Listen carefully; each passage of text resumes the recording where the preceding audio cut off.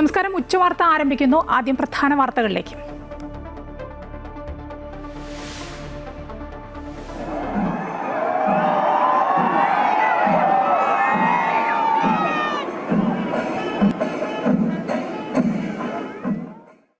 പൂരാവേശത്തിൽ തൃശൂർ. പൂരവിളംബരവുമായി തെക്കേ ഗോപുരനട തള്ളിത്തുറന്ന് നെയ്തലക്കാവിലമ്മ.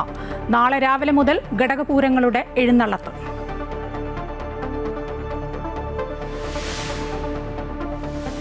സംസ്ഥാനത്ത് load shedding ഇല്ലെന്ന് മന്ത്രി കെ കൃഷ്ണൻകുട്ടി. 15 മിനിറ്റിലേറെ അപ്രഖ്യാപിത ലോഡ് ഷെഡിംഗ് ഉണ്ടെന്ന വാദം തള്ളി.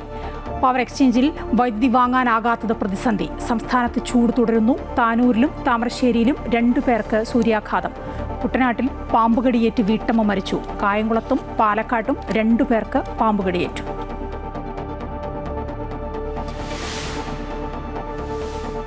ശബരിമല സന്നിധാനത്തിനു മുകളിൽ കോസ്റ്റ് ഗാർഡ് ഹെലികോപ്റ്റർ അനുമതിയില്ലാതെ താഴ്ന്നു പറന്നത് ഗുരുതര സുരക്ഷാ ലംഘനമാണെന്ന് ADGPയുടെ റിപ്പോർട്ട്. കാലാവസ്ഥാ പ്രശ്നമെന്ന കോസ്റ്റ് ഗാർഡിന്റെ വിശദീകരണം തൃപ്തികരമല്ലെന്ന് പരാമർശം. റിപ്പോർട്ട് ഇന്ന് സ്പെഷ്യൽ കമ്മീഷണർക്ക് കൈമാറി പത്തനംതിട്ട SP അന്വേഷിക്കും.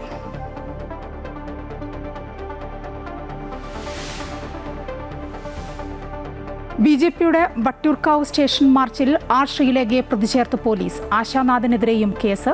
നടപടി മുൻ DGP എന്ന പരിഗണന നൽകി R. ശ്രീലേഖയെ പ്രതിസ്ഥാനത്ത് നിന്നും ഒഴിവാക്കിയെന്ന VK പ്രശാന്ത് MLAയുടെ പരാതിയിൽ. കേസെടുത്തത് സ്വാഗതാർഹമെന്നും കമ്മീഷണർ അടക്കം എടുത്ത നിലപാട് പരിശോധിക്കണമെന്നും VK Prashant MLA.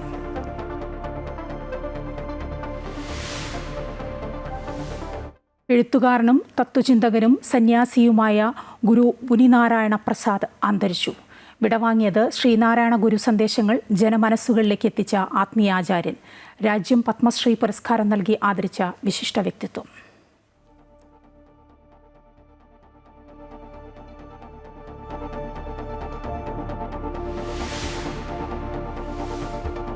Iran America 2ാം ഘട്ട സമാധാന ചർച്ചകൾക്ക് വഴിതെളിയുന്നു. ഇറാൻ വിദേശകാര്യമന്ത്രി അബ്ബാസ് അരക്ചി ഇസ്ലാമാബാദിൽ. ട്രംപിന്റെ പ്രത്യേക പ്രതിനിധി സ്റ്റീവ് വിറ്റ്കോഫും മരുമകൻ ജേഡ് കുഷ്ണറും പാകിസ്ഥാനിലേക്ക് തിരിച്ചു. നേരിട്ട് ചർച്ചയുണ്ടായേക്കില്ല. നിലപാടുകളിൽ വിട്ടുവീഴ്ചയില്ലാതെ ഇരുവിഭാഗവും. Thrissur Pooram co-powered by Swarnamukhi golden diamonds. സൂര്യപ്രഭയുടെ സ്വർണമുഖം. എന്തിനും ഏതിനും ധർമ്മപ്രിയ. വിശ്വാസം ധർമ്മപ്രിയ.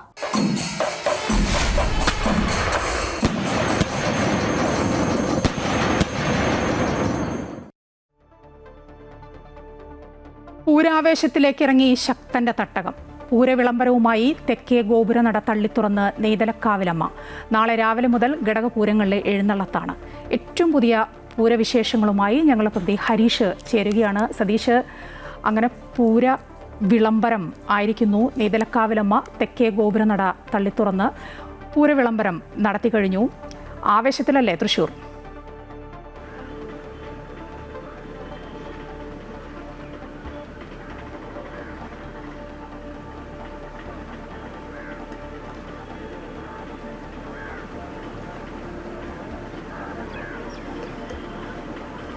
മായ, തീർച്ചയായും നമ്മൾ ആ അവസാന ദൃശ്യങ്ങൾ കണ്ടാൽ മനസ്സിലാവും എത്രത്തോളം ആവേശത്തോടെയാണ് ഈ പൂരപ്രേമികൾ ഈ വർഷത്തെ പൂരത്തെ ഏറ്റെടുത്തത് എന്നുള്ളതാണ്. ആ പൂര വിളംബരത്തെ വരവേറ്റിയത് ഏത് രീതിയിലാണ് എന്നുള്ളത് നമ്മൾ ആ ദൃശ്യങ്ങളിൽ കണ്ടതാണ്. ആർപ്പുവിളികളും ആരവങ്ങളോടെയുമാണ് ഒരു പൂര വിളംബരത്തെ ഓരോ ഭക്തജനങ്ങളും ഓരോ പൂരപ്രേമികളും ഓരോ തൃശ്ശൂർക്കാരനും ഏറ്റെടുത്തത് എന്നുള്ളത് നമ്മൾ കണ്ടതാണ്. ഏറ്റവും വലിയ ഒരു ആശങ്ക അത് ഒഴിഞ്ഞു. ആദ്യം വലിയ സംശയമായിരുന്നു, കാരണം രാവിലെ സമയത്തൊന്നും ആരും ഉണ്ടായിരുന്നില്ല ഈ പ്രദേശത്ത്. അതുകൊണ്ട് ഈ പൂര വിളംബരത്തിന് ഇത്തവണ ആള് കുറയുമോ, പൂരത്തിന് ഇത്തവണ ആള് കുറയുമോ എന്നുള്ളൊരു ആശങ്ക ഉണ്ടായിരുന്നു. ആശങ്കകളെല്ലാം അകറ്റി കൃത്യം ആ സമയമായപ്പോൾ തന്നെ ജനസാഗരമാണ് ഈ ഒരു തെക്കേ ഗോപുര നടയുടെ മുന്നിൽ നമ്മൾ കണ്ടത്. ആ തെക്കേ നട തുറന്ന് നെയ്തലക്കാവിലമ്മ പുറത്തു വന്ന് കൊമ്പന്റെ പുറത്തേറി പുറത്തു വന്ന് അഭിവാദ്യം ചെയ്ത് പൂര വിളംബരം നടത്തിയപ്പോൾ വലിയ ആരവത്തോടെ ആളുകൾ അത് സ്വീകരിക്കുന്നു, പൂരപ്രേമികൾ അത് സ്വീകരിക്കുന്ന ഒരു കാഴ്ച നമ്മൾ കണ്ടു. ഇത് ഒരു ശുഭസൂചന തന്നെയാണ്. പൂരം ഇനി വരുന്ന ദിവസങ്ങളിലും ഇത്തരത്തിൽ വലിയ രീതിയിൽ പങ്കാളിത്തത്തോടു കൂടി നടത്താൻ സാധിക്കുമെന്നതിന്റെ സൂചനയാണ് ഈ ഒരു പൂര വിളംബരത്തിൽ നിന്നുള്ള ജനപ്രാതിനിധ്യം നമുക്ക് കാണിച്ചു തരുന്നത്. ഒപ്പം വലിയ ദുഃഖവും മനസ്സിലുണ്ട്. കാരണം ഈ ഇത്രയും വലിയ ഒരു ആഘോഷത്തിന്റെ ഭാഗമാകേണ്ടിയിരുന്ന അല്ലെങ്കിൽ ഈ ഒരു ആഘോഷമൊക്കെ കാണേണ്ടിയിരുന്ന പലരും ഇന്ന് അത് കാണാൻ സാധിക്കുന്നില്ല, അല്ലെങ്കിൽ പലരും ഇന്ന് ഇവിടെ ഇല്ലാതെ പോകുന്നു എന്നുള്ളതാണ് ഏറ്റവും ദുഃഖകരം. ഇതിൻ്റെയൊക്കെ മുൻപന്തിയിൽ നിൽക്കേണ്ട പലരും ഇന്ന് നമ്മുടെ കൂടെ ഇല്ല. അവരൊക്കെ നമ്മളെ വിട്ട് പിരിഞ്ഞു പോകുന്ന ഒരു സാഹചര്യം കൂടി ഉണ്ടായിരുന്നു ഈ ഒരു അപകടത്തെ തുടർന്ന്. അത് വലിയ ദുഃഖം തരുന്നുണ്ടെങ്കിൽ പോലും ഈ ചടങ്ങുകൾ നടത്തുക എന്നുള്ളത് അനിവാര്യമാണ്. വർഷങ്ങളായി നടത്തി വന്നിരുന്ന ചടങ്ങുകൾക്ക് ഒട്ടും ഭംഗം വരുത്താതെ തന്നെ അത് നടത്തുക, ആ ചടങ്ങുകൾക്ക് പങ്കാളിത്തം ഉണ്ടാവുക എന്നുള്ളതും അനിവാര്യമാണ്. അത് തീർച്ചയായും ഉണ്ടായിരുന്നു എന്ന് തന്നെ വേണം പറയാൻ. ഈ ഒരു വർണ്ണാഭമായ ചടങ്ങുകൾ ഒഴിച്ചു വെച്ചാൽ പൂരത്തിൻ്റെ അർഹിക്കുന്ന പ്രാധാന്യം കൊടുക്കുന്ന ഒരുപാട് ചടങ്ങുകളുണ്ട്. അതിലൊന്ന് തന്നെയാണ് ഈ പൂര വിളംബരം എന്ന് പറഞ്ഞ ചടങ്ങ്. ആ ചടങ്ങ് കൃത്യമായി തന്നെ ഇന്ന് നടത്താൻ സാധിച്ചു, ജനപങ്കാളിത്തത്തോടു കൂടി തന്നെ നടത്താൻ സാധിച്ചു എന്നുള്ളത് ഏറ്റവും ശുഭസൂചനയാണ്. വരും ദിവസങ്ങളിലും അതുണ്ടാകും. അതായത് നാളെയും മറ്റന്നാളും പ്രധാന പൂരം നടക്കുന്ന നാളെയും അതുപോലെ തന്നെ ഉപചാരം നടക്കുന്ന നാളെ കഴിഞ്ഞുള്ള മറ്റന്നാളും അത്തരത്തിൽ ജനപങ്കാളിത്തം ഉണ്ടാകും, പൂരപ്രേമികളുടെ പങ്കാളിത്തം ഉണ്ടാകും എന്ന് തന്നെ ഇതിൽ നിന്നും നമുക്ക് മനസ്സിലാക്കാൻ സാധിക്കുന്നു. ആദ്യം 9 മണിക്കാണ് ഈ നെയ്തലക്കാവിൽ നിന്നും എഴുന്നള്ളത്ത് ആരംഭിച്ചത്. അത് ഒരു 10:30 തന്നെ സ്വരാജ് റൗണ്ടിൽ എത്തുന്നു. വലം വെച്ചുകൊണ്ട് ഈ ശ്രീമൂലസ്ഥാനം വഴി തെക്കേ ഗോപുരം നടയിലേക്ക് എത്തുന്ന കാഴ്ച കണ്ടു. അതിനിടയ്ക്ക് അല്പം വൈകിയെങ്കിൽ പോലും കൃത്യമായി ചടങ്ങുകൾ ചെയ്യാൻ സാധിച്ചു.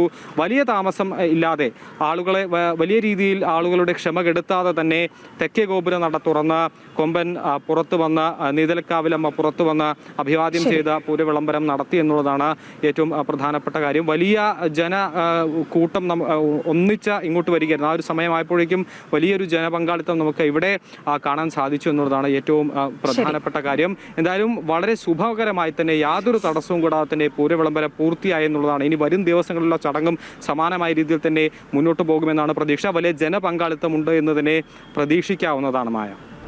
ശരി, ഹരീഷാണ് വിവരങ്ങൾ നൽകിക്കൊണ്ടിരുന്നത്.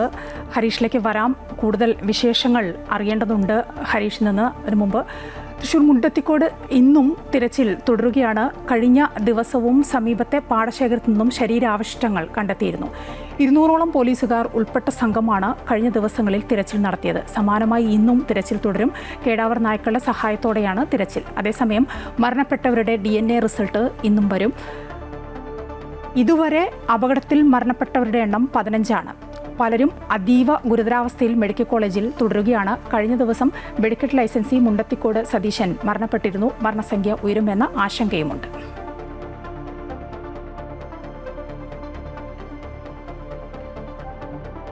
നിതിൻ രാജിന്റെ മരണത്തിൽ ഡോക്ടർ റാമിന് ജാമ്യമില്ല. സംഗീതയുടെ ജാമ്യം തലശ്ശേരി ജില്ലാ അഡീഷണൽ സെഷൻസ് കോടതി അനുവദിച്ചു. കൂടുതൽ വിവരങ്ങളുമായി ജോസഫ് അഗസ്റ്റിൻ ചേരുകയാണ്. ജോസഫ്, നിതിൻ രാജിന്റെ മരണത്തിൽ റാമിന് ജാമ്യമില്ല.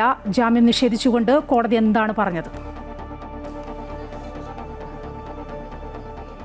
മായ, ഡോക്ടർ റാമിന് കോടതിയിൽ നിന്ന് അക്ഷരാർത്ഥത്തിൽ ഒരു തിരിച്ചടി ഏറ്റുവാങ്ങേണ്ടി വന്നിരിക്കുന്നു ഈ മരണത്തിന് 16ാം ദിനത്തിൽ എന്നുള്ളതാണ് ഏറ്റവും പ്രധാനപ്പെട്ടത്.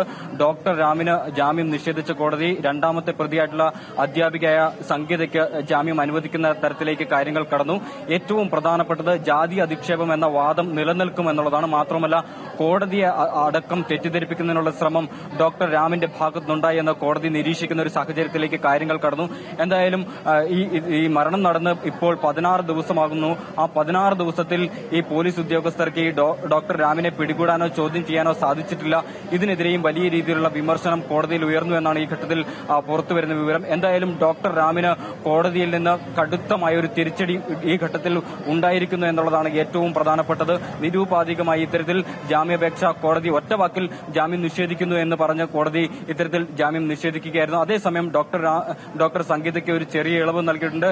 ഇത്തരത്തിൽ ജാമ്യം ഉപാധികളോടെയാണ് ഇപ്പോൾ ജാമ്യം അനുവദിച്ചിട്ടുള്ളത്. എന്തായാലും കഴിഞ്ഞ ദിവസങ്ങളിലെല്ലാം ഉയർന്ന ആരോപണങ്ങളെ അത് കോടതി വളരെ ഗൌരവപൂർവ്വം തന്നെയാണ് കൈകാര്യം കണ്ടിരിക്കുന്നത്. പ്രോസിക്യൂഷന്റെ വാദങ്ങളെ മുഖവരയ്ക്കെടുത്തുകൊണ്ട് ഇത്തരത്തിൽ തുടർ നടപടികളിലേക്ക് കടന്നിരിക്കുന്നതെന്നാണ് ഈ ഘട്ടത്തിൽ പുറത്തുവരുന്നത്. എന്തായാലും 16ാമത്തെ ദിവസം, അതായത് നിതിൻ മരിച്ച് 16ാമത്തെ ദിവസം ഒരു സുപ്രധാന വിധിയുണ്ടായിരിക്കുന്നു.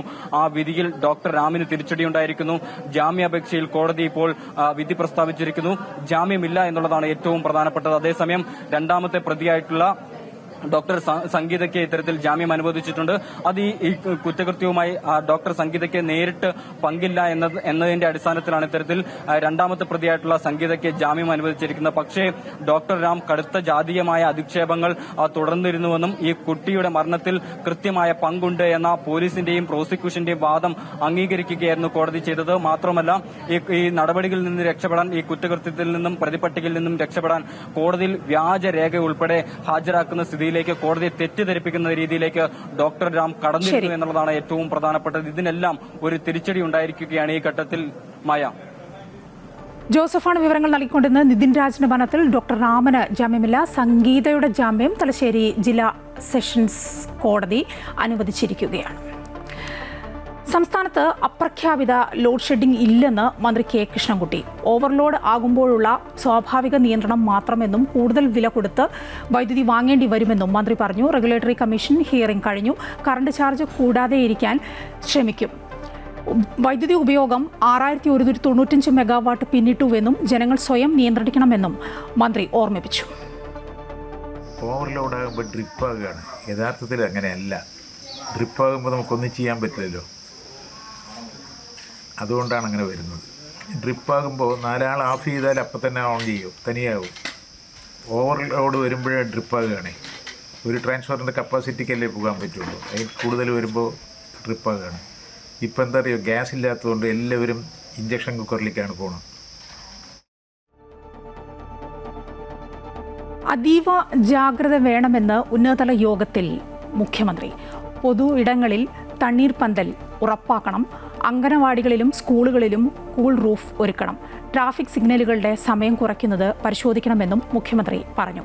കൂടുതൽ വിവരങ്ങളുമായി എബി ചേരുകയാണ്. എബി, ഈ സംസ്ഥാനത്ത് താപനില ഉയരുന്ന ഒരു സാഹചര്യത്തിൽ ഉന്നതതല യോഗം കൂടിയിരുന്നു. ഈ യോഗത്തിന് ശേഷം എന്താണ് മുഖ്യമന്ത്രി പറഞ്ഞത്? എന്താണ് യോഗ തീരുമാനങ്ങൾ?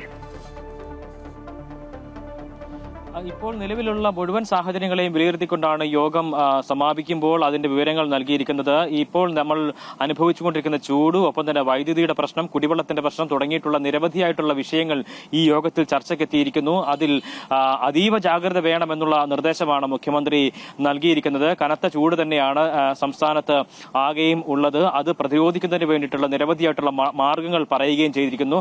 പൊതു ഇടങ്ങളിൽ തണ്ണീർപന്തൽ ഉൾപ്പെടെ ഒരുക്കുന്ന നടപടികളിലേക്ക് വരേണ്ടതുണ്ട്. ഒപ്പം തന്നെ അംഗൻവാടികൾ, സ്കൂളുകൾ തുടങ്ങിയവയ്ക്ക് കൂൾ റൂഫ് സംവിധാനം ഏർപ്പെടുത്തണം. ഈ ഘട്ടത്തിൽ അത് നടപ്പിലാക്കാൻ കഴിയുന്ന അംഗൻവാടികളും സ്കൂളുകളും ഉണ്ടെങ്കിൽ അതിപ്പോൾ തന്നെ നടത്തേണ്ടതുണ്ട്. ഒപ്പം തന്നെ ഈ തീരുമാനങ്ങളൊന്നും തന്നെ ഒരു ചെറിയ കാലത്തേക്കല്ല, വരുന്ന കാലങ്ങളിൽ നമ്മൾ ഇതിനേക്കാൾ വലിയ ചൂടിനെ അഭിമുഖീകരിക്കേണ്ട സാഹചര്യങ്ങൾ ഒരുപക്ഷെ ഉണ്ടാകും. അപ്പോൾ അതുകൂടി മുന്നിൽ കണ്ടുകൊണ്ട് ദീർഘകാല അടിസ്ഥാനത്തിലായിരിക്കണം ഇത്തരം പദ്ധതികൾ നടപ്പിലാക്കേണ്ടി വരിക എന്നുള്ളതും ചൂണ്ടിക്കാണിക്കുന്നു. ഒപ്പം കുടിവെള്ളത്തിന്റെ പ്രശ്നം, അത് ഈ ചർച്ചയിൽ വിഷയമായി ഉയർന്നു വരുന്ന നിലയുണ്ടായിരുന്നു. അവിടെയും വാട്ടർ അതോറിറ്റി അതുമായി ബന്ധപ്പെട്ട നടപടികൾ സ്വീകരിക്കണമെന്നുള്ള നിർദ്ദേശമാണ് നൽകിയിരിക്കുന്നത്. ഇതുമായി ബന്ധപ്പെട്ട നടപടികൾ പൂർത്തിയാക്കുന്നതിന് വേണ്ടി തദ്ദേശ സ്ഥാപനങ്ങൾക്ക് പണം അനുവദിക്കണം എന്നുള്ളൊരു കാര്യവും ചൂണ്ടിക്കാണിച്ചിരിക്കുന്നു. ഒപ്പം കുടിവെള്ള ലഭ്യത ഉറപ്പാക്കുന്നതിൽ അടിയന്തര നടപടി വാട്ടർ അതോറിറ്റി സ്വീകരിക്കണം. ജലസേചന വകുപ്പും അതുമായി ബന്ധപ്പെട്ട് സ്വീകരിക്കണം. മുഴുവൻ തദ്ദേശ സ്വയംഭരണ സ്ഥാപനങ്ങളിലും ജനകീയ പങ്കാളിത്തത്തോടെ കാലാവസ്ഥാ നിരീക്ഷണ സംവിധാനങ്ങൾ സ്ഥാപിക്കാൻ നടപടി സ്വീകരിക്കണം തുടങ്ങിയിട്ടുള്ള കാര്യങ്ങൾ പറയുന്നു. ഒപ്പം തന്നെ വൈദ്യുതിയുമായി ബന്ധപ്പെട്ട് ഇപ്പോൾ ഈ ഒരു സമയത്ത് വൈദ്യുതി മുടക്കം വരുന്നത് അത് ദുരിതങ്ങൾ ഇരട്ടിയാക്കുകയുള്ളൂ. ഇപ്പോൾ AC ഉൾപ്പെടെയുള്ള കാര്യങ്ങൾ കൂടുതലായി തന്നെ ഉപയോഗിക്കുന്ന നിലയുണ്ട്. അതുകൊണ്ട് തന്നെ ആ ഒരു കാര്യം കൂടി പരിഗണിച്ചുകൊണ്ട് വരും നാളുകളിൽ അത് കൂടുതലായി നിലവിലെ സംവിധാനത്തിന് അപ്പുറത്തേക്ക് വൈദ്യുതി ഉൽപ്പാദിപ്പിക്കുന്നതിന് ശ്രമങ്ങൾ നടത്തണം തുടങ്ങിയിട്ടുള്ള കാര്യങ്ങളെല്ലാം തന്നെ വിശദമായി തന്നെ ഇന്നത്തെ യോഗം ചർച്ചയാക്കി. ശരി, എബിയാണ് വിവരങ്ങൾ നൽകിക്കൊണ്ടിരുന്നത്. കൊടും ചൂടിനിടെ രാത്രി കാലങ്ങളിൽ ഉൾപ്പെടെ സംസ്ഥാനത്ത് അപ്രഖ്യാപിത ലോഡ് ഷെഡിങ്ങും വൈദ്യുതി നിയന്ത്രണവും ഏർപ്പെടുത്തിയത് ജനങ്ങളോടുള്ള വെല്ലുവിളിയാണെന്ന് പ്രതിപക്ഷ നേതാവ് VD സതീശൻ പറഞ്ഞു. പിണറായി വിജയനും മന്ത്രിമാരും മുതൽ സൈബർ പോരാളികൾ വരെ തെരഞ്ഞെടുപ്പ് കാലത്ത് കെട്ടിപ്പൊക്കിയ പവർ കട്ടില്ലാത്ത 10 വർഷമെന്ന പെരുംനുണ ഇതാണോ എന്നും അദ്ദേഹം ചോദിച്ചു. വൈദ്യുതി ബില്ലിനെ പോലും തെരഞ്ഞെടുപ്പ് പ്രചാരണത്തിന് ഉപയോഗിച്ചവരാണ് ഇപ്പോൾ നിസ്സഹായരായി നോക്കി നിൽക്കുന്നതെന്നും വിമർശനം. അപ്രഖ്യാപിത ലോഡ് ഷെഡിംഗ് ഉടൻ പിൻവലിക്കണമെന്നും വൈദ്യുതി നിയന്ത്രണം തുടർന്നാൽ UDF ശക്തമായ പ്രക്ഷോഭം സംഘടിപ്പിക്കുമെന്നും പ്രതിപക്ഷ നേതാവ് പറഞ്ഞു. മലപ്പുറം താനൂരിൽ യുവാവിന് സൂര്യാതപമേറ്റു. താനൂർ മടത്തി റോഡിൽ താമസിക്കുന്ന യുവാവിനാണ് സൂര്യാതപമേറ്റത്. അട്ടത്തോടിന് സമീപം ജോലിയെടുക്കുന്നതിനിടയിലാണ് സംഭവം. കയ്യിലാണ് സൂര്യാതപമേറ്റത്. ഉടനെ കുന്നുംപുറം ഹെൽത്ത് സെന്ററിൽ എത്തിച്ച് ചികിത്സ നേടി. താമരശ്ശേരിയിൽ യുവാവിന് സൂര്യാതപമേറ്റു. ആശാരിപ്പണിക്കാരനായ പരപ്പൻപൊയിൽ അരിപ്പറ്റുമൽ സുജേഷിനാണ് ശരീരത്തിന്റെ വിവിധയിടങ്ങളിൽ പൊള്ളലേറ്റത്. ശരീരത്തിൽ എരിച്ചിൽ അനുഭവപ്പെട്ടതിനെ തുടർന്ന് സുജേഷ് താമരശ്ശേരി താലൂക്ക് ആശുപത്രിയിൽ എത്തി ചികിത്സ തേടി. കുട്ടനാട്ടിൽ പാമ്പുകടിയേറ്റ് വീട്ടമ്മ മരിച്ചു. വൈശ്യംഭാഗം പുതുവന വീട്ടിൽ ഇന്നലെയാണ് മരിച്ചത്. ഇന്നലെ വൈകിട്ട് 5 മണിയോടെ വീടിനോട് ചേർന്നുള്ള ശുചിമുറിക്ക് മുന്നിൽ വെച്ചാണ് മൂർഖൻ പാമ്പിന്റെ കടിയേറ്റത്. നാട്ടുകാർ ഉടൻ ആലപ്പുഴ മെഡിക്കൽ കോളേജിൽ എത്തിച്ചെങ്കിലും തീവ്രപരിചരണ വിഭാഗത്തിൽ ചികിത്സയിലിരിക്കെ രാത്രി 9:30 മരിച്ചത്. ആന്റിവനം നൽകിയെങ്കിലും ജീവൻ രക്ഷിക്കാൻ സാധിച്ചില്ല. കായംകുളത്ത് 15 വയസ്സുകാരിക്ക് പാമ്പുകടിയേറ്റു. എരിവത്തറയിൽ വീട്ടിൽ സന്തോഷ് കുമാറിന്റെ മകൾ അനാമികയ്ക്കാണ് പാമ്പുകടിയേറ്റത്. ഇന്നലെ വൈകുന്നേരമാണ് പാമ്പിന്റെ കടിയേറ്റത്. കുട്ടിയെ കായംകുളം ആശുപത്രിയിൽ എത്തിച്ച് ആന്റിവനം നൽകി. കുട്ടിയുടെ ആരോഗ്യനില തൃപ്തികരമാണ് എന്നും അപകടനില തരണം ചെയ്തുവെന്നും ആശുപത്രി അധികൃതർ അറിയിച്ചു. ചെറുപ്പളശ്ശേരി വെള്ളിനേഴിയിൽ അങ്കണവാടി വർക്കർക്ക് പാമ്പുകടിയേറ്റു. കളത്തിൽ തൊടി വിശാലയ്ക്കാണ് പാമ്പുകടിയേറ്റത്. അങ്കണവാടിയുടെ മുൻവശം പുല്ലുപിടിച്ചു കിടന്ന ഭാഗം അടിച്ചു വൃത്തിയാക്കുമ്പോൾ ഇന്ന് രാവിലെ 11 മണിയോടെയാണ് സംഭവം ഉണ്ടായത്. കുഴിമണലി ഇനത്തിൽപ്പെട്ട പാമ്പാണ് കൈവിരലിൽ കടിച്ചത്. നാട്ടുകാരെത്തി ഉടൻ തന്നെ വിശാലയെ ഒറ്റപ്പാലം താലൂക്ക് ആശുപത്രിയിൽ പ്രവേശിപ്പിച്ചു. ഇവരുടെ ആരോഗ്യനില തൃപ്തികരമാണ്. നാട്ടുകാർ പാമ്പിനെ പിടികൂടി. കോഴിക്കോട് കല്ലാച്ചിയിൽ പാമ്പിന്റെ ആക്രമണത്തിൽ നിന്ന് തലനാരിഴയ്ക്കാണ് വിദ്യാർത്ഥിയായ അബ്ദുൾ റാനിഷ് രക്ഷപ്പെട്ടത്. വീട്ടുമുറ്റത്ത് വെച്ചാണ് അബ്ദുൾ റാനിഷിനെ പാമ്പ് ആക്രമിക്കാൻ ശ്രമിച്ചത്. അബ്ദുൾ റാനിഷ് വീട്ടുമുറ്റത്ത് നിർത്തിയിട്ട സ്കൂട്ടറിന്റെ സമീപത്തേക്ക് പോകുന്നതിനിടെയാണ് പാമ്പ് കടിക്കാൻ ശ്രമിച്ചത്. സംഭവത്തിന്റെ CCTV ദൃശ്യങ്ങൾ പുറത്തുവന്നു.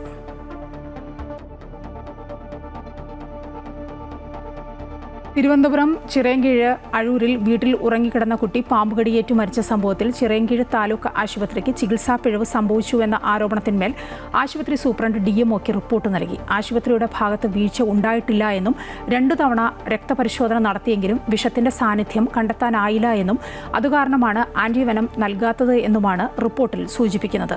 റിപ്പോർട്ടിന്റെ കൂടുതൽ വിശദാംശങ്ങൾ ലഭിച്ചിട്ടില്ല. അതേസമയം വിഷയത്തിൽ കൂടുതൽ ഇടപെടൽ നടത്തുകയാണ് DMO. ചിറയൻകീഴ് താലൂക്ക് ആശുപത്രി അധികൃതരെ ഇന്ന് DMO നേരിൽ കാണും. ആരോഗ്യവകുപ്പ് ഡയറക്ടർക്ക് അന്തിമ റിപ്പോർട്ട് സമർപ്പിക്കുന്നതിന് മുന്നോടിയായിട്ടാണ് ഈ നടപടി. ജില്ലയിലെ മുഴുവൻ ആശുപത്രി സൂപ്രണ്ടുമാരുടെ യോഗം ചേരാനും തീരുമാനമുണ്ട്. വട്ടിയൂർക്കാവ് പോലീസ് സ്റ്റേഷൻ മാർച്ചിൽ മുൻ DGP R. ശ്രീലേഖയെ പ്രതിചേർത്ത് പോലീസ്. ഡെപ്യൂട്ടി മേയർ ആശാനാഥിനെയും പ്രതിചേർത്തു. ആദ്യത്തെ FIRൽ ശ്രീലേഖയെ ഒഴിവാക്കിയത് വിവാദമായതിന് പിന്നാലെയാണ് പോലീസ് കോടതിയിൽ അഡീഷണൽ റിപ്പോർട്ട് നൽകിയിരിക്കുന്നത്. നെട്ടയം സംഘർഷവുമായി ബന്ധപ്പെട്ട് BJP പ്രവർത്തകർക്കെതിരെ നടപടിയെടുത്ത വട്ടിയൂർക്കാവ് SHOയ്ക്കെതിരെയായിരുന്നു മഹിളാ മോർച്ച പ്രവർത്തകർ പ്രതിഷേധിച്ചത്. മാർച്ച് ഉദ്ഘാടനം ചെയ്തത് മുൻ DGP കൂടിയായ BJP സംസ്ഥാന ഉപാധ്യക്ഷ R. ശ്രീലേഖയാണ്. മാർച്ച് പിന്നീട് സംഘർഷത്തിൽ കലാശിക്കുകയും പ്രവർത്തകർക്കെതിരെ പോലീസ് കേസെടുക്കുകയും ചെയ്തിരുന്നു. 4 പേരെ പ്രതിയാക്കുകയും കണ്ടാലറിയാവുന്ന 50 പേർക്കെതിരെ കേസെടുക്കുകയും ചെയ്തു. എന്നാൽ വനിതാ പോലീസ് നോക്കി നിൽക്കെ പുരുഷ പോലീസ് സമരക്കാരായ സ്ത്രീകളോട് മോശമായി പെരുമാറുകയും ദേഹോപദ്രവം ഏൽപ്പിക്കുകയും ചെയ്തുവെന്ന് BJP ആരോപണം ഉന്നയിക്കുകയും ചെയ്തു. അതേസമയം ഈ പ്രതിഷേധത്തിനിടെ പോടാപുല്ലെ പോലീസേ എന്ന ശ്രീലേഖ ഉൾപ്പെടെ പ്രവർത്തകർ മുദ്രാവാക്യം ഉയർത്തിയത് വലിയ രീതിയിൽ ചർച്ചയായിരുന്നു. മുൻ DGP ആയിരുന്ന വ്യക്തി തന്നെ പോലീസിനെതിരെ അധിക്ഷേപ മുദ്രാവാക്യം വിളിച്ചുവെന്ന വിമർശനമാണ് ഉയർന്നത്. സാമൂഹ്യ മാധ്യമങ്ങൾ അടക്കം ഏറ്റെടുത്തു. എന്നാൽ മാർച്ച് ഉദ്ഘാടനം ചെയ്ത R. ശ്രീലേഖയെ പ്രതിപട്ടികയിൽ നിന്ന് പോലീസ് ആദ്യഘട്ടത്തിൽ ഒഴിവാക്കിയിരുന്നു. മുൻ DGP എന്ന ആനുകൂല്യവും സമ്മർദ്ദവും ചെലുത്തിയാണ് FIRൽ നിന്ന് R. ശ്രീലേഖ ഒഴിവാക്കപ്പെട്ടത് എന്ന ആരോപണം CPM നേതാക്കൾ ഉന്നയിച്ചു. പോലീസ് അസോസിയേഷനിലും IPS അസോസിയേഷനിലും R. ശ്രീലേഖയ്ക്കെതിരെ വിമർശനമുണ്ടായി. വിവാദം ചൂടുപിടിച്ചതോടെ താൻ പോലീസ് സേനയെ അപമാനിച്ചിട്ടില്ല എന്നും വട്ടിയൂർക്കാവ് പോലീസിനെതിരെ മാത്രമാണ് പ്രതിഷേധമെന്നും വിശദീകരിച്ചുകൊണ്ട് 2 തവണയാണ് R. ശ്രീലേഖ ഫേസ്ബുക്ക് പോസ്റ്റ് ഇട്ടത്. എന്നാൽ വട്ടിയൂർക്കാവ് MLA VK പ്രശാന്ത് FIRൽ ശ്രീലേഖയെ ഉൾപ്പെടുത്താത്തതിൽ പരാതിയും നൽകി. തുടർന്നാണ് പോലീസ് ഇപ്പോൾ അഡീഷണൽ റിപ്പോർട്ട് നെടുമങ്ങാട് കോടതിയിൽ സമർപ്പിച്ചിരിക്കുന്നത്. ഇതിൽ ശ്രീലേഖ 5-ാം പ്രതിയും ആശാനാഥ് 6-ാം പ്രതിയുമാണ്. അമൃത ന്യൂസ്, തിരുവനന്തപുരം. ശബരിമല സന്നിധാനത്തിന് മുകളിലൂടെ ഹെലികോപ്റ്റർ പറപ്പിച്ച സംഭവത്തിൽ കോസ്റ്റ് ഗാർഡിന് ഗുരുതര വീഴ്ച സംഭവിച്ചതായി ADGPയുടെ റിപ്പോർട്ട്. കോസ്റ്റ് ഗാർഡിന്റെ വിശദീകരണം തൃപ്തികരമല്ലെന്നും റിപ്പോർട്ടിൽ ചൂണ്ടിക്കാട്ടുന്നു. ADGP S. ശ്രീജിത്തിന്റെ റിപ്പോർട്ട് സ്പെഷ്യൽ കമ്മീഷണർക്ക് കൈമാറി വിശദമായ അന്വേഷണത്തിന് ADGP പത്തനംതിട്ട SP-യെ ചുമതലപ്പെടുത്തിയിട്ടുണ്ട്. ശബരിമല സന്നിധാനത്തിന് മുകളിലൂടെ കോസ്റ്റ് ഗാർഡ് ഹെലികോപ്റ്റർ അനുമതിയില്ലാതെ പറന്ന സംഭവം ഗുരുതര സുരക്ഷാ ലംഘനമെന്ന് റിപ്പോർട്ടിൽ പറയുന്നു. എന്തെങ്കിലും ദുരുദ്ദേശത്തിനല്ല താഴ്ന്നു പറന്നതെന്നും കൗതുകത്തിന്റെ പേരിലാകാം ഹെലികോപ്റ്റർ താഴ്ത്തു പറത്തിയതെന്നും റിപ്പോർട്ടിൽ ചൂണ്ടിക്കാണിക്കുന്നു. കൊടിമരത്തിന് തൊട്ടു മുകളിൽ വരെ ഹെലികോപ്റ്റർ പറന്നു. കോസ്റ്റ് ഗാർഡ് ആണെന്ന് കരുതി സംഭവത്തെ ലഘൂകരിക്കാനാകില്ല. അപകടകരമായ രീതിയിലാണ് ഹെലികോപ്റ്റർ പറത്തിയതെന്നും ADGP റിപ്പോർട്ടിൽ ചൂണ്ടിക്കാണിക്കുന്നു. കാലാവസ്ഥാ പ്രശ്നമെന്ന കോസ്റ്റ് ഗാർഡിന്റെ വിശദീകരണം തൃപ്തികരമല്ലെന്നും റിപ്പോർട്ടിൽ വ്യക്തമാക്കുന്നുണ്ട്. സംഭവത്തിൽ വിശദമായിട്ടുള്ള അന്വേഷണം നടത്തണമെന്നാണ് റിപ്പോർട്ടിൽ ആവശ്യപ്പെടുന്നത്. എയർ ട്രാഫിക് കൺട്രോൾ റൂമിൽ നിന്നും വിശദാംശങ്ങൾ ശേഖരിക്കണമെന്നും റിപ്പോർട്ടിൽ നിർദ്ദേശമുണ്ട്. കാലാവസ്ഥാ നിരീക്ഷണ കേന്ദ്രത്തിന്റെ ആ ദിവസത്തെ റിപ്പോർട്ട് പരിഗണിക്കണം. ഹെലികോപ്റ്റർ പറത്തിയ പൈലറ്റുമാരുടെ മൊഴിയെടുക്കണം തുടങ്ങിയ കാര്യങ്ങളും റിപ്പോർട്ടിൽ നിർദ്ദേശിക്കുന്നുണ്ട്. വിശദമായിട്ടുള്ള അന്വേഷണത്തിന് പത്തനംതിട്ട SP-യെ ചുമതലപ്പെടുത്തിയിട്ടുമുണ്ട്. ഇന്നലെ ഉച്ചയ്ക്ക് 12 മണിയോടെയാണ് കോസ്റ്റ് ഗാർഡ് ഹെലികോപ്റ്റർ വട്ടമിട്ട് പറന്നത്. ഹെലികോപ്റ്ററിൽ ഉണ്ടായിരുന്നവർ ശ്രീകോവിലിന്റെ ദൃശ്യങ്ങൾ പകർത്തിയെന്നാണ് സുരക്ഷാ ഉദ്യോഗസ്ഥർ പറയുന്നത്. അത് കണ്ടാണ് ഹെലികോപ്റ്ററിന്റെ ദൃശ്യങ്ങൾ മൊബൈലിൽ പകർത്തിയത്. നിലയ്ക്കൽ, പമ്പ, സന്നിധാനം മേഖലകളിൽ ഡ്രോൺ പോലും അനുവദനീയമല്ല. VVIPകളുമായി നിലയ്ക്കലിൽ ഹെലികോപ്റ്റർ ഇറങ്ങുന്നതിന് പോലും മുൻകൂർ അനുമതി വേണം. ഈ സാഹചര്യത്തിൽ കോസ്റ്റ് ഗാർഡിന്റെ ആണെങ്കിൽ പോലും ഹെലികോപ്റ്റർ സന്നിധാനത്തിന് മുകളിൽ എത്തിയത് അതീവ ഗൗരവമെന്ന് സ്പെഷ്യൽ കമ്മീഷണർ ഹൈക്കോടതിയിൽ റിപ്പോർട്ട് നൽകി. ADGP ശ്രീജിത്ത് നൽകിയ അന്വേഷണ റിപ്പോർട്ടും കോടതിക്ക് കൈമാറും. അമൃത ന്യൂസ്, തിരുവനന്തപുരം. ആത്മീയ ആചാര്യനും ശ്രീനാരായണ ഗുരുകുലം അധ്യക്ഷനുമായ മുനി നാരായണ പ്രസാദ് അന്തരിച്ചു. 87 വയസ്സായിരുന്നു. പുലർച്ചെ 3:55 തിരുവനന്തപുരത്തെ സ്വകാര്യ മെഡിക്കൽ കോളേജ് ആശുപത്രിയിൽ വെച്ചായിരുന്നു അന്ത്യം. കേരള സാഹിത്യ അക്കാദമി പുരസ്കാര ജേതാവായ അദ്ദേഹത്തെ 2024 രാജ്യം പത്മശ്രീ നൽകി ആദരിച്ചു. നിത്യചൈതന്യതിയുടെ പ്രധാന ശിഷ്യനായിരുന്നു മുനി നാരായണ പ്രസാദ്. ശ്രീനാരായണ ഗുരുകുലം അധ്യക്ഷൻ മുനി നാരായണ പ്രസാദിന്റെ വിയോഗത്തിൽ മുഖ്യമന്ത്രി പിണറായി വിജയൻ അനുശോചനം അറിയിച്ചു. ശ്രീനാരായണ ഗുരുവിന്റെ ദർശനങ്ങളെ ആഴത്തിൽ ഉൾക്കൊണ്ട് ലോകത്തിനു മുന്നിൽ അവതരിപ്പിച്ച പണ്ഡിതനായിരുന്നു മുനി നാരായണ പ്രസാദ്. ലളിതമായ ഭാഷയിൽ ഗഹനമായ തത്വചിന്തകൾ പങ്കുവയ്ക്കാൻ അദ്ദേഹത്തിന് കഴിഞ്ഞുവെന്നും വാക്കുകളിലും പ്രവൃത്തികളിലും മനുഷ്യസ്നേഹവും സമത്വബോധവും നിറച്ച അദ്ദേഹം അനേകം മനുഷ്യരുടെ ചിന്തകളെ സ്വാധീനിച്ചുവെന്നും മുഖ്യമന്ത്രി അനുസ്മരിച്ചു. ഇറാൻ അമേരിക്ക രണ്ടാം ഘട്ട സമാധാന ചർച്ചകൾക്ക് വഴിതെളിയുന്നു. ചർച്ചകൾക്കായി ഇറാൻ സംഘം പാകിസ്ഥാനിലെത്തി. ഇറാൻ വിദേശകാര്യമന്ത്രി അബ്ബാസ് അരക്ചിയും സംഘത്തിലുണ്ട്. അമേരിക്കൻ സംഘവും ഇന്ന് പാകിസ്ഥാനിലെത്തും. ഡൊണാൾഡ് ട്രംപിന്റെ പ്രത്യേക ദൂതൻ സ്റ്റീവ് വിറ്റ്കോഫും മരുമകൻ ജാരഡ് കുഷ്ണറും അമേരിക്കയിൽ സംഘത്തിലുണ്ട്. ചർച്ച വിജയകരമെങ്കിൽ US വൈസ് പ്രസിഡന്റ് JD വാൻസും പാകിസ്ഥാനിലെത്തുമെന്നാണ് സൂചന. എന്നാൽ ഇറാനും അമേരിക്കയും തമ്മിൽ നേരിട്ട് ചർച്ച ഉണ്ടാകില്ലെന്നാണ് അറിയാനാവുന്നത്. സമാധാന നിർദ്ദേശങ്ങൾ ഇറാനും അമേരിക്കയും പാകിസ്ഥാനെ അറിയിച്ചേക്കും. പാകിസ്ഥാനിൽ നടന്ന ആദ്യഘട്ട ചർച്ചകളിൽ സമാധാന ഉടമ്പടി രൂപീകരിക്കുന്നതിൽ പരാജയപ്പെട്ടിരുന്നു. കോഴിക്കോട് ഉള്ളേരിയിൽ തൊഴിലുറപ്പ് തൊഴിലാളികളുടെ ജോലി സ്ഥലത്ത് പെരുമ്പാമ്പ്. പുതിയോട്ടിൽ പറമ്പിൽ പണിയെടുക്കുന്നതിനിടയിലാണ് പാമ്പിനെ കണ്ടത്. പാമ്പിനെ കണ്ട് പേടിച്ചോടിയ തൊഴിലുറപ്പ് തൊഴിലാളി ചന്ദ്രികയ്ക്ക് പരിക്കേറ്റതിനെ തുടർന്ന് ആശുപത്രിയിൽ പ്രവേശിപ്പിച്ചു. രാവിലെ പണി തുടങ്ങുന്നതിനിടയിലാണ് ചന്ദ്രിക പാമ്പിനെ കാണുന്നത്. പേരാമ്പ്രയിൽ നിന്നെത്തിയ സർപ്പ വാളണ്ടിയർമാർ പെരുമ്പാമ്പിനെ പിടികൂടി കവറിലാക്കി. ഉച്ചവാർത്ത പൂർണ്ണമാവുകയാണ്. കൂടുതൽ വാർത്തകൾ കാണാൻ ഞങ്ങളുടെ YouTube ചാനൽ സന്ദർശിക്കുക. നമസ്കാരം.